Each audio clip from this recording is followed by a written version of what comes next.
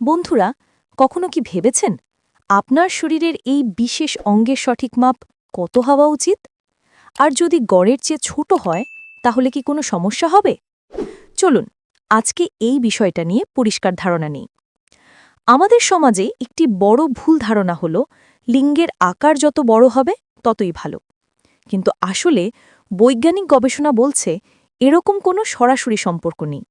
বরং অনেক সময় ভুল তথ্য আর কল্পকাহিনী মানুষের মনে ভয় তৈরি করে দেয়। ফলে অকারণে দুশ্চিন্তা বাড়ে এবং আত্মবিশ্বাস নষ্ট হয়। তাই আজকের আলোচনায় জানব ১. নরমাল বা স্বাভাবিক লিঙ্গের সাইজ আসলে কত হওয়া উচিত। ২. যাদের ছোট মনে হয় তাদের কি করা উচিত। এবং ৩. শেষ পর্যন্ত কিছু গুরুত্বপূর্ণ টিপস যা জীবনকে আরও সুন্দর করতে পারে। প্রথম অধ্যায় হল নরমাল লিঙ্গের সাইজ কত হওয়া উচিত। বিভিন্ন দেশ ও গবেষণায় পাওয়া তথ্য অনুযায়ী শিথিল বা সাধারণ অবস্থায় গড় দৈর্ঘ্য হয় প্রায় ৩ থেকে ৪ ইঞ্চি, অর্থাৎ প্রায় ৭.৫ থেকে ১০ সেন্টিমিটার। উত্তেজিত অবস্থায় গড় দৈর্ঘ্য হয় প্রায় ৫ থেকে ৬ ইঞ্চি, অর্থাৎ ১২.৫ থেকে ১৫ সেন্টিমিটার। এখানে খেয়াল রাখার বিষয় হল প্রতিটি মানুষের শরীর ভিন্ন, কারো কিছুটা ছোট, কারো কিছুটা বড়, কিন্তু বেশিরভাগ মানুষই এই গড় সীমার ভেতরেই থাকেন। তাই যদি কারো উত্তেজিত অবস্থায় দৈর্ঘ্য ৫ থেকে ৬ ইঞ্চির কাছাকাছি হয়, সেটাকে সম্পূর্ণ স্বাভাবিক বলা যায়। দ্বিতীয় অধ্যায়, সাইজ আসলেই এত গুরুত্বপূর্ণ কি? অনেকেই মনে করেন আকার ছোট হলে জীবন নষ্ট হয়ে যাবে। আসলে বাস্তবতা হল সম্পর্কের আনন্দ নির্ভর করে বোঝাপড়া, সময় দেওয়া এবং পারস্পরিক ভালোবাসার উপর।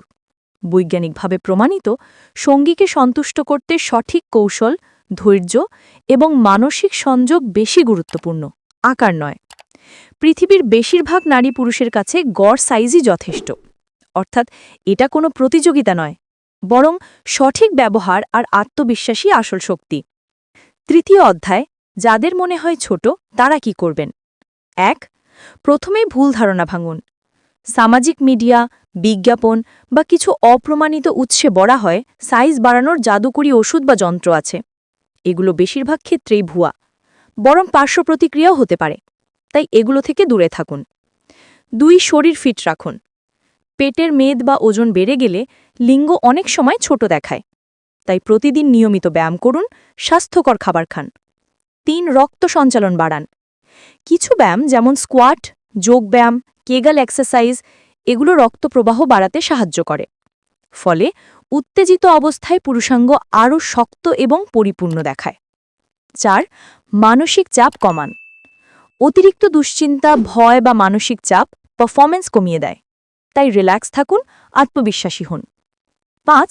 প্রাকৃতিক ভিন্নতাকে মেনে নিন। মনে রাখবেন, প্রত্যেক মানুষ ভিন্ন। যেমন কারো উচ্চতা বেশি, কারো কম, তেমনি লিঙ্গের সাইজেও ভিন্নতা থাকবে। ছোট মানেই দুর্বল নয়। ৬. চিকিৎসকের পরামর্শ নিন।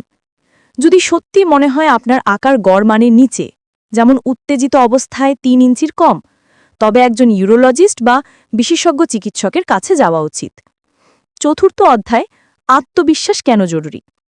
একটি সত্যি কথা হল, অনেক সময় মানুষ নিজের ভেতরে যে ভয় বা হীনমন্যতা পুষে রাখে, সেটাই আসল সমস্যা হয়ে দাঁড়ায়। আপনি যদি আত্মবিশ্বাসের সাথে থাকেন, তাহলে সঙ্গীর কাছে তা অনেক বেশি ইতিবাচকভাবে প্রতিফলিত হয়। আত্মবিশ্বাস কমে গেলে অনিচ্ছাকৃত সমস্যাও বাড়তে পারে, যেমন পারফরম্যান্স কমে যাওয়া বা ভয়ের কারণে ব্যর্থতা। তাই মনে রাখুন, আত্মবিশ্বাসী হল সবচেয়ে বড় শক্তি। পঞ্চম অধ্যায়, জীবনধারার পরিবর্তন। নরমাল সাইজ বজায় রাখা এবং সুস্থ থাকতে কিছু সাধারণ টিপস। ১. সুষম খাদ্য গ্রহণ। প্রচুর শাকসবজি, ফল, ডিম, মাছ এবং প্রোটিন সমৃদ্ধ খাবার খান। ২. ধূমপান ও মদ্যপান এড়িয়ে চলুন। এগুলো রক্তনালী দুর্বল করে, ফলে কার্যক্ষমতায় প্রভাব ফেলে। ৩. পর্যাপ্ত ঘুমান। ঘুমের অভাবে শরীর ক্লান্ত হয় এবং হরমোনের ভারসাম্য নষ্ট হয়। ৪. নিয়মিত ব্যায়াম। শরীর সক্রিয় রাখলে রক্তপ্রবাহ ভালো হয়, শক্তি বাড়ে। ৫. মানসিক স্বাস্থ্যের যত্ন নিন। মেডিটেশন বা যোগব্যায়াম করলে মানসিক চাপ কমে। ৬. সমাজের ভুল ধারণা থেকে বের হওয়া। আমাদের অনেকেই সিনেমা, নাটক বা অনলাইনে অতিরঞ্জিত তথ্য দেখে বিভ্রান্ত হই।